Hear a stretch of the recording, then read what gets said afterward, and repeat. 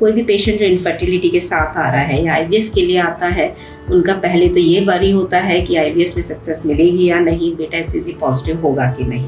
क्योंकि पेशेंट्स की most of the जो फैमिली है पेशेंट्स की, वो काफ़ी मोटिवेट करती है उनको नॉर्मल डिलीवरी के लिए, और सिजेरियन को लेके काफ़ी पब्लिक में कंसर्न और डाउट्स है। Subscribe to our YouTube channel and press the bell icon so that you don't miss any important updates related to infertility.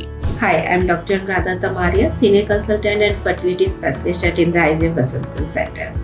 कोई भी पेशेंट जो इनफर्टिलिटी के साथ आ रहा है या आईवीएफ के लिए आता है, उनका पहले तो ये वरी होता है कि आईवीएफ में सक्सेस मिलेगी या नहीं, बेटा एचसीजी पॉजिटिव होगा कि नहीं। और जब सक्सेस मिल जाती है, बेटा एचसीजी पॉजिटिव आ जाता है, तो उनका कंसर्न ये होता है कि आईवीएफ कंसेप्शन में नॉर्मल डिलीवरी ट्राई कर सकते हैं या नहीं।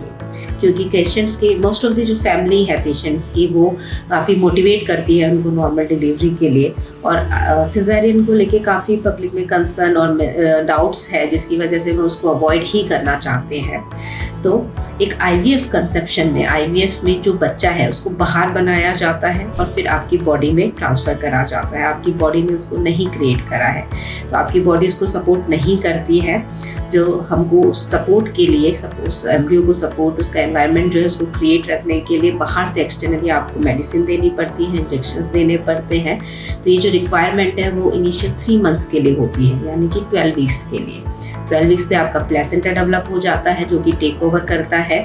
तो 12 वीक्स के बाद यानी 3 मंथ्स के बाद आपकी जो प्रेगनेंसी है, एक नॉर्मल प्रेगनेंसी, नेचुरल कंसेप्शन के थ्रू जो प्रेगनेंसी है, बिल्कुल उसी तरह की होती है। 12 वीक्स के बाद यानी 3 मंथ्स के बाद अगर कोई कॉम्प्लिकेशन हो रहा है, तो वो आपको प्रेगनेंसी रिलेटेड कॉम्प्लिकेशंस होते हैं, जो कि एक नेचुरल कंसेप्शन में भी हो सकता है। तो आप आईवीएफ कंसेप्शन में नॉर्मल डिलीवरी ट्राई कर सकते हैं, बट आपको कुछ इंपॉर्टेंट चीज़ों का ध्यान रखना है, जैसे कि आप जिस भी हॉस्पिटल में डिलीवरी कराना चाहते हैं या किसी भी जिस डॉक्टर्स के साथ आप जुड़ना चाहते हैं, ऑब्स्टेट्रिशियन, उसके साथ आप अपना प्रॉपर फॉलोअप रखें, अपने सारे अल्ट्रासाउंड्स टाइम पे कराएं, अपना सारा मेडिसिन प्रॉपर ले लें।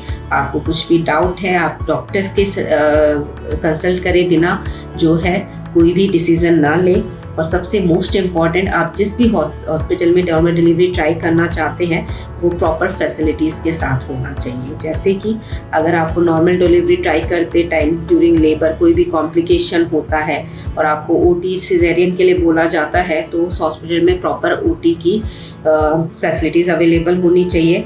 एंड सबसे इम्पॉर्टेंट, बच्चे के लिए प्रॉपर केयर, यानी नर्सरी, प्रॉपर निकू, आईसीयू की सर्विसेज उस हॉस्पिटल में होनी चाहिए।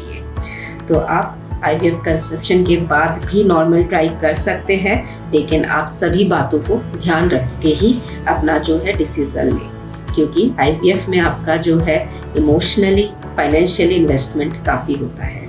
Thank you. For more information, visit our website www.indiraivf.com or call 1-800-309-4410. Keep following us and leave your fertility related questions in the comments below and get answers from Indira IVF doctors.